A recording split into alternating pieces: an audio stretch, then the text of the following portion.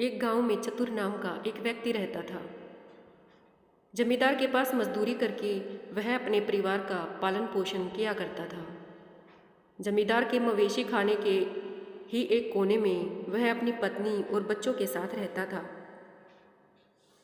एक रात पत्नी ने चतुर से कहा, कई वर्षों से हम मजदूरी करते आ रहे हैं, उससे केवल पेट ही मुश्किल से भरता है। अगर ऐसा ही रहा तो भविष्य में हमारे बच्चे क्या भगवान के भरोसे ही रहेंगे?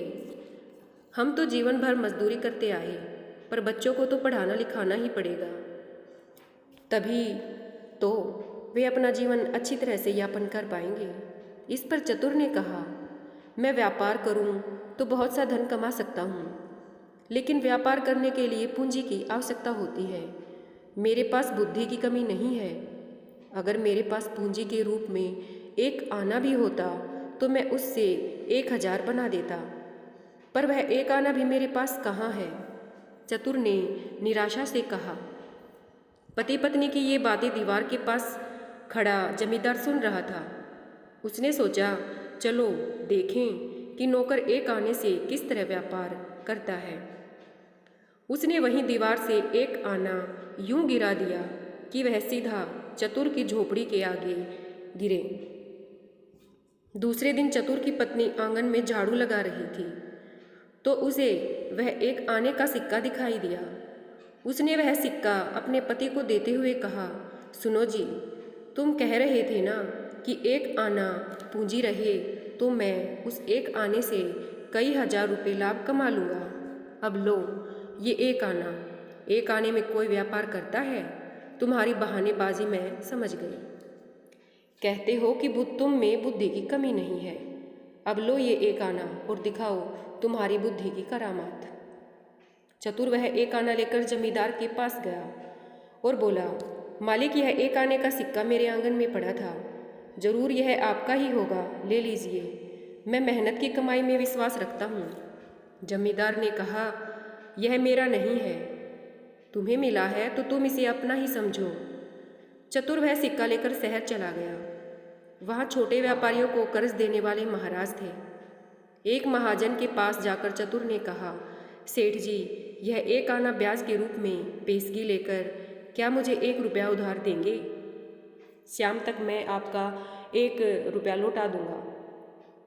महाजन ने उसे 1 रुपया दे दिया। महाजन से 1 रुपया लेकर वह दूसरे महाजन के पास पहुंचा और उसे 1 रुपया ब्याज पेशगी देकर 10 रुपये उधार लिए और वह 10 रुपये अगले दिन देने का आश्वासन दिया।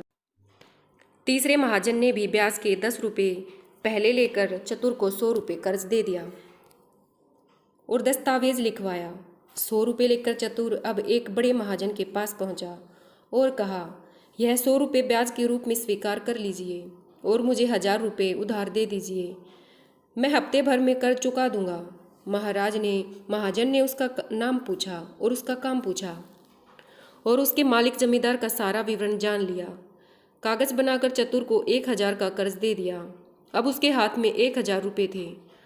उस रकम को ले जाकर चतुर ने सबसे पहले 100, 10 और 1 रुपये वाले का कर्ज चुका दिया। बचे रुपयों को लेकर घर पहुंचा। पत्नी को बची रकम दिखाते हुए वह बोला, अरे देखती हो, एक आने से मैंने कितनी रकम पैदा की है। उसने पत्नी को सारी बात कह सुनाई। पत्नी बोली, यह कैसी कमाई? महाजन को अभी भी 1000 रुपये चुकाने हैं, पूरे 900 रुपये भी तुम्हारे पास कहाँ बचे हैं? चतुर बोला, अरे व्यापार शुरू करूँगा तो इससे दुगना लाभ होगा, समझो यह फायदा नहीं, मूलधन है। दूसरे दिन रुपये लेकर चतुर पास के गांव जवारपुर पहुंचा। वहां किसान ज्वार पैदा करते थे, फसल काटने के लिए तैयार थी। चतुर ने सब किसानों को समझाया कि इस साल मैं तुम्हारी सारी पैदावार सही दाम पर खरीद लूँगा। मैं इसी वक्त थोड़ी रकम तुम्हें पेशगी दिए देता हूँ। जब अनाज तैयार होगा तो सारा का सारा अनाज मुझे ही देना होगा। इस शर्त के अनुसार उसने सभी किसानों को पेशगी दे दी और उनसे रसीदें लिखवाई। अब चतुर अपने घर लौट आया और अनाज के व्यापारियों को जब यह बात पता चली कि ज्वार की पैदावार खेत में ही बिक गई है तो वह घबरा गई। उन्हें मालूम हुआ कि ज्वार गांव की सब फसल खरीदने वाला चतुर है। व्यापारी चतुर के पास पहुंचे। उन्होंने चतुर से प्रार्थना की, हमारे पेट काटोगे तो तुम्हें क्या लाभ होगा? पीढ़ी दर पीढ़ी हम यही काम करते आ रहे हैं। तुम तो नए व्यापारी हो, इसलिए हमारे लिए पैदावार छोड़ सकते हो। चतुर ने कहा, भाइयों, यह सारी पैदावार अकेले मैं लेकर क्या करूँगा? मुझे इसे अधिक दाम पर बेचना ही पड़ेगा। मैंने जिस दाम पर यह अनाज खरीदा है उससे अधिक मूल्य देकर आप यह सारा अनाज खरीद सकते हैं। इस पर व्यापारियों ने आपस में परामर्श किया। उन लोगों ने अनाज का दाम यूँ लगाया जिससे चतुर को पूरे 1000 का फायदा हुआ। चतुर ने व्यापारियों से जो धन लिया उसमें से महाजन के 1000 पहले चुका दिए। बचे हुए 1000 रुपयों में से एक छोटा खेत खरीद लिया और एक छोटी सी झोपड़ी बनवा दी तथा अपनी पत्नी और बच्चों के साथ सुख से जीवन व्यतीत करने लगा। जमींदार को यह देखकर बहुत प्रसन्नता हुई कि चतुर ने जो बात कही उसे सही साबित कर दिखाया। धन्यवाद दोस्तों।